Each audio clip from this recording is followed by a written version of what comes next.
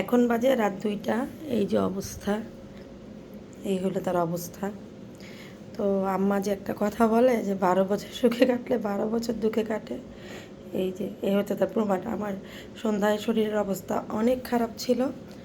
তো আমি এরপরে আজকে সন্ধ্যায় শুয়ে গেছিলাম, সেও আমার সাথে ঘুমাইছে আলহামদুলিল্লাহ একদম রাত 10টা পর্যন্ত।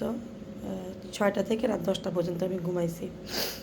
তো এরপরে যেহেতু আমার আরও 3 বাচ্চা আছে, এরপরে আমি ঘুম থেকে উঠে ওদেরকে এবার সময় দিছি। এ ঘুমাইছে, এখন রাত 1:30টার সময় উঠে সে বসে রয়েছে। অলরেডি এখন 2টা বাজে, মানে সে সকালের আগে আর ঘুমাবে না এবং আমারও রাতের ঘুম শেষ। এই হইল অবস্থা। হুররাম। তারপরে আলহামদুলিল্লাহ ওই যে রাতে আরামে কাটাইছি, এখন আবার রাত জেগে থাকবো।